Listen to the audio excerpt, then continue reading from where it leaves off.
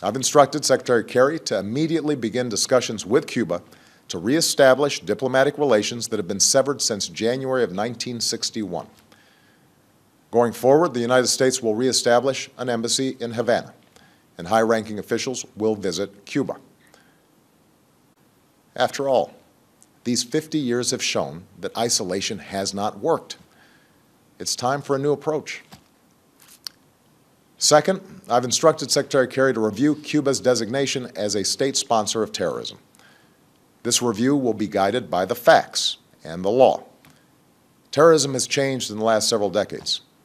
At a time when we are focused on threats from al-Qaeda to ISIL, a nation that meets our conditions and renounces the use of terrorism should not face this sanction. Third, we are taking steps to increase travel, commerce, and the flow of information to and from Cuba. This is fundamentally about freedom and openness, and also expresses my belief in the power of people-to-people engagement. With the changes I'm announcing today, it will be easier for Americans to travel to Cuba, and Americans will be able to use American credit and debit cards on the island.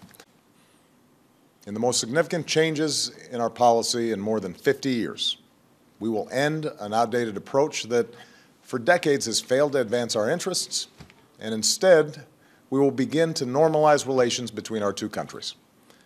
Through these changes, we intend to create more opportunities for the American and Cuban people and begin a new chapter among the nations of the Americas. While I've been prepared to take additional steps for some time, a major obstacle stood in our way: the wrongful imprisonment in Cuba of a U.S. citizen and USAID subcontractor, Alan Gross, for 5 years.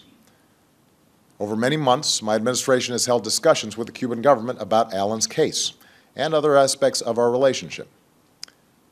His Holiness Pope Francis issued a personal appeal to me and to Cuba's President, Raul Castro, urging us to resolve Alan's case and to address Cuba's interest in the release of 3 Cuban agents who've been jailed in the United States for over 15 years.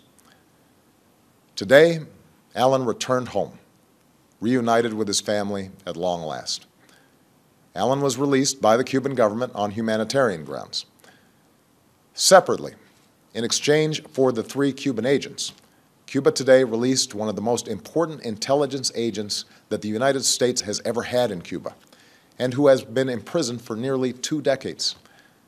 This man, whose sacrifice has been known to only a few, provided America with the information that allowed us to arrest the network of Cuban agents that included the men transferred to Cuba today, as well as other spies in the United States. This man is now safely on our shores. Having recovered these 2 men who sacrificed for our country, I'm now taking steps to place the interests of the people of both countries at the heart of our policy.